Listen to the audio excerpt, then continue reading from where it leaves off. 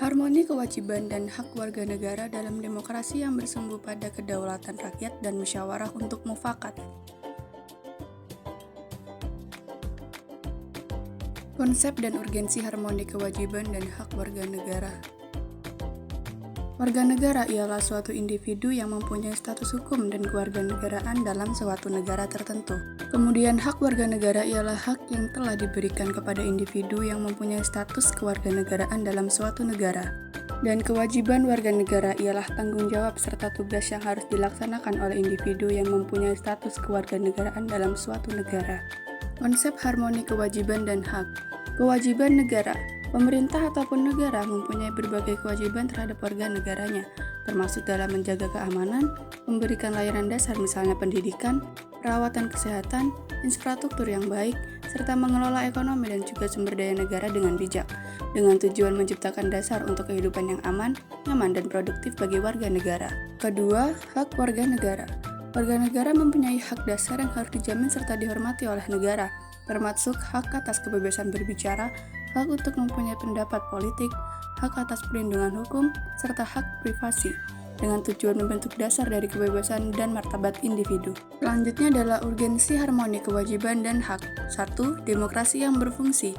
Dalam sistem demokratis, pemerintah dipilih oleh rakyat serta bertanggung jawab kepada mereka, yaitu dengan melayani kepentingan warga negara, sedangkan hak warga negara memberikan wadah untuk ekspresi kepentingan dan aspirasi mereka. Yang kedua, pemenuhan kebutuhan dasar. Negara harus memastikan dalam pemenuhan kebutuhan dasar warga negaranya, misalnya makanan, air bersih, pendidikan, serta perawatan kesehatan. Yang ketiga ada perlindungan hak individu. Hak individu harus dilindungi serta dihormati oleh negara. Dalam hal ini melibatkan perlindungan terhadap tindak sewenang-wenang, diskriminasi, atau penyalahgunaan kekuasaan oleh pemerintah atau entitas lainnya. Yang keempat, pertumbuhan ekonomi dan kesejahteraan.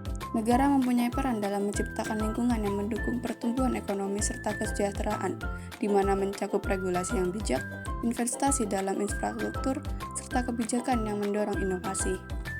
Yang kelima, menghindari kekuasaan berlebihan. Apabila hak individu tidak dihormati atau kewajiban negara diabaikan, maka dapat mengarah pada tirani atau represi. Jadi, sangatlah penting untuk menjaga keseimbangan yang mana kunci untuk menjaga kebebasan serta kedaulatan rakyat. Selanjutnya adalah sumber historis, sosiologis, politik tentang harmoni kewajiban dan hak negara dan warga negara Indonesia. Sumber historis. Secara historis, penegakan dan perjuangan hak asasi manusia pertama kali terjadi di benua Eropa pada abad ke-17 oleh John Locke, yang merupakan seorang filsuf Inggris. Beliau pertama kali mencetuskan keberadaan nilai hak alamiah yang berada pada setiap diri manusia, yaitu hak hidup, hak pada kebebasan, dan hak memiliki. Sedangkan penegakan dan perjuangan hak asasi manusia pertama kali di Indonesia yang tercatat oleh sejarah yaitu perjuangan dari Raden Ajeng Kartini dan Dewi Sartika dalam memperjuangkan hak-hak wanita. Kemudian sumber sosiologis. Terjadinya gejala sosiologis fundamental di masa lalu menyebab terjadinya konflik di tengah masyarakat. Hal ini dinamika permasalahan penegakan hak asasi manusia di Indonesia. Konflik ini kemudian mengakar menjadi perselisihan antar suku, antar umat beragama, antar ras, dan kelas sosial karena disebabkan suatu kebencian sosial budaya yang bersumber dari perbedaan ciri budaya dan nasib yang ada. Oleh karena itu, Indonesia harus mampu merombak seluruh tatanan kehidupan masa lalu. Masyarakat sipil demokratif harus mampu mengharmonikan kewajiban hak dan warga negara, dan pemerintah harus sanggup menjamin keseimbangan antara pemenuhan prinsip kebebasan, kesetaraan, dan persaudaraan. Selanjutnya, sumber politik. Secara politik, hal yang mendasari dinamika kewajiban dan hak negara dan warga negara di Indonesia adalah terjadinya amandemen Undang-Undang Dasar Negara Republik Indonesia 1945 pada era reformasi yang merupakan tuntutan dari berbagai pihak.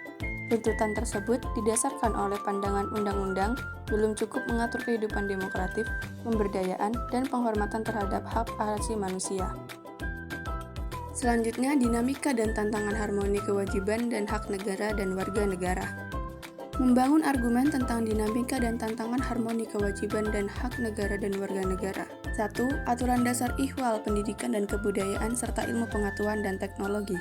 2. Perubahan undang-undang juga memasukkan ketentuan baru tentang upaya pemerintah dalam memajukan ilmu pengetahuan dan teknologi. 3. Perubahan dunia itu pada kenyataannya berlangsung sangat cepat serta dapat mengancam identitas bangsa dan negara Indonesia. Kita menyadari pula bahwa budaya kita bukan budaya yang tertutup, sehingga masih terbuka untuk dapat ditinjau kembali dan dikembangkan sesuai kebutuhan dan kemajuan zaman. Menutup diri pada era global berarti menutup kesempatan berkembang. Kemudian strategi kebudayaan nasional Indonesia yang kita pilih diantaranya adalah A. Menerima sepenuhnya unsur budaya asing yang sesuai dengan kepribadian bangsa. B. Menolak sepenuhnya unsur budaya asing yang tidak sesuai dengan kepribadian bangsa. Dan C. Menerima secara selektif unsur yang jelas apakah sesuai atau bertentangan dengan kepribadian bangsa. Selanjutnya ada deskripsi esensi dan urgensi harmoni, kewajiban dan hak negara dan warga negara. Yang pertama ada agama. Bangsa Indonesia dikenal sebagai bangsa yang religius. Kepercayaan bangsa kita kepada Tuhan Yang Maha Esa telah ada semenjak zaman prasejarah. Sebelum datangnya pengaruh agama-agama besar ke tanah air, Pancasila bersifat hierarkis piramidal. Artinya, urut-urutan 5 sila Pancasila menunjukkan suatu rangkaian tingkat dalam luasnya dan isi dalam sifatnya pengkhususan dari sila-sila di dalamnya. Kesatuan sila Pancasila yang memiliki susunan hierarkis piramidal itu harus dimaknai bahwa sila ketuhanan Yang Maha Esa dapat menjadi dasar dari sila kemanusiaan yang adil dan beradab, persatuan Indonesia, dan kerakyatan yang dipimpin oleh hikmat kebijaksanaan dalam permusyawaratan perwakilan serta keadilan sosial bagi seluruh Indonesia. Dan uraian tersebut tampak bahwa sila ketuhanan Yang Maha Esa merupakan basis dari sila-sila Pancasila lainnya. Yang kedua adalah pendidikan dan kebudayaan. Pendidikan dan kebudayaan merupakan dua istilah yang satu sama lain saling berkolerasi sangat erat. Pendidikan adalah salah satu bentuk upaya pembudayaan jika kita menengok fungsi-fungsi negara dalam lingkup pembangunan. Cakupannya meliputi hal-hal berikut ini. A. Fungsi minimal melengkapi sarana dan prasarana umum yang memadai seperti pertahanan dari keamanan, hukum, kesehatan, dan keadilan. B. Fungsi madya menangani masalah internalitas seperti pendidikan, lingkungan, dan monopoli. C. Fungsi aktivis menetapkan kebijakan industrial dan distribusi kekayaan. Ketiga, perekonomian nasional dan kesejahteraan rakyat.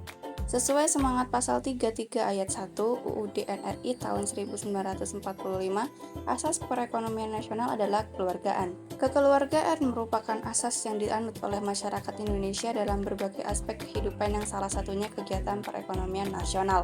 Asas kekeluargaan dapat diartikan sebagai kerjasama yang dilakukan lebih dari seseorang dalam menyelesaikan pekerjaan baik untuk kepentingan pribadi maupun kepentingan umum.